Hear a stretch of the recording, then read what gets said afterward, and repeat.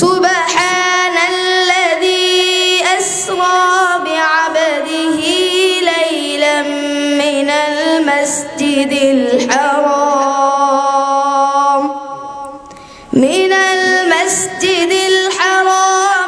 ইলাল মাসজিদিল আকসা আল্লাযী বারাকনা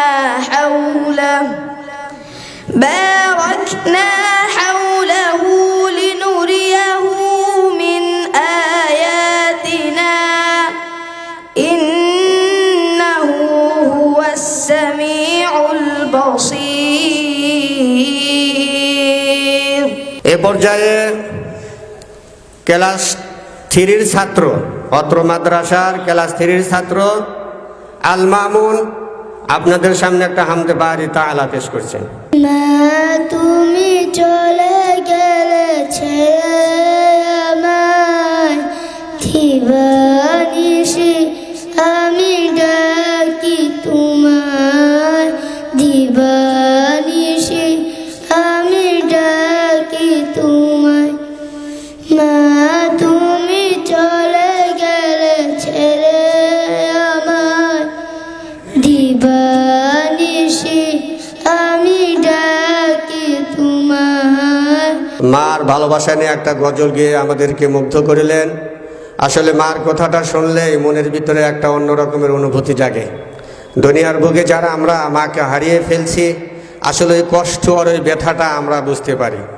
যাদের আম্মা এখনও দুনিয়ার বুকে বেঁচে আছেন, আমরা আল্লাহ তাআলার কাছে শুকরিয়া আদায় করি। আল্লাহ তাআলা যেন আমাদের এই নিয়ামতগুলো আমাদের সামনে আরো দীর্ঘদিন হায়াতের ভিতরে আল্লাহ তাআলা বরকত দেন।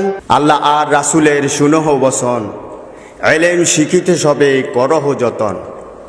এলেমের দাম দেয় কি আছে এমন, এলেম দুনিয়ার মাঝে অমূল্য রতন।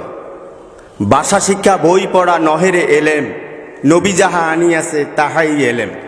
আমাদের সময় আপনাদের সময় যে শিক্ষা ব্যবস্থা ছিল আর এখনের শিক্ষা ব্যবস্থা অনেকটা পরিবর্তন না? আমাদের সময় আমাদের উস্তাদরা যখন আমাদেরকে মারতো তখন আমরা ভয়েতে বাসায় যা বলতাম না। আর এখন দেখা গেছে উস্তাদের একটু শাসন করলে আপনার সন্তান যদি একটা কি দুইটা সন্তান থাকে, প্রতিদিন না হয় 3 বার 4 বার আপনার ধমক দেন, 2 বার হইলে আপনারা একটা চড় থাপড় দেন, কিন্তু এটা কিন্তু কোনো দোষ নাই। আর যখন একটা উস্তাদে 30 জন 35 জন একসাথে একটা ছাত্র নিয়ে বসে, তখন এখানে অনেক দুষ্টামি করে। এইখানে যদি তাদেরকে একটু শাসন করা হয়, এটা কিন্তু তারা একটু বড় করে বাসায় যায় বলে, তখন আপনার উস্তাদের উপরে রাগ করে কি করেন যে এইখান থেকে এই প্রতিষ্ঠান ভালো না, এই উস্তাদ ভালো না, আমি অন্য মাদ্রাসায় নিয়ে যাচ্ছি। তাতে করে কিন্তু আপনার সন্তানের ভবিষ্যৎ ভালো হবে না, এটা কিন্তু একেবারেই খারাপ হবে। বিশেষ করে যারা 50 ঊর্ধ্ব লোক খুবই অনেক কম আছে, আমরা বলতে পারবো আমাদের গার্জিয়ান যখন স্কুলে দিয়ে আসতো তখন বলতো স্যার এই যে আপনার ছাত্র দিয়ে গেলাম, হাড্ডি গুড্ডিগুলো খালি আমারে দিয়ে মাংস আপনার, এই কথা বলতো নাকি? কি শামীম ভাই আপনি শুনছেন নাকি? এই কথা বলতো। তখন তো ক্লাস 5-6 পর্যন্ত হাফ প্যান্ট পরে যাইতাম, মাস্টাররা পিটাইয়ে এইটুক রক্তাক্ত করে দিত, বেতের বাড়ি কাইটে যেত ভিতরে। ওই অবস্থায় যখন বাড়ি যাইতাম তখন তো এখনকার যুগ হইলি মাস্টারের বিরুদ্ধে 7টা কেস করতো। দেখেই যখন এগুলো দেখতো, দেখে বলতো ঠিক কামটা করছে, তুই তো লেখাপড়া করিস না। তখন ওই মা বাবার কাছেও শান্তি পাওয়া যাইতো না, ঠিক কামটা করছে এই কথাটাই বলতো। এ কারণের জন্যই 10 ক্লাস লেখাপড়া করে আজ 12-14 ক্লাসের লোকও কলম ধরার সাহস পায় না এবং ধরতেও পারে না ইনশাল্লাহ। এইটা লেখাপড়াটা এত সহজ না।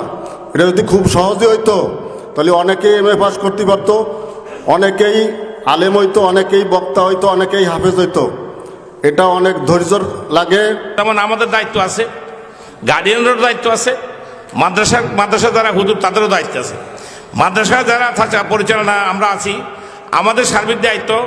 আপনারা যে কোমলমতি ছেলেগুলো মাদ্রাসা দিচ্ছেন, আল্লাহ রাস্তা দিচ্ছেন, হয়তো আমরা অনেকেই পারি নাই, সেটা আমরা চেষ্টা করি আপনার ছেলেদেরগুলো সেবা করে আমরা পরকালে কিছু পাই কিনা, এছাড়া আমাদের আর কোনো উদ্দেশ্য নাই। এটাই আমাদের একমাত্র কাম্য।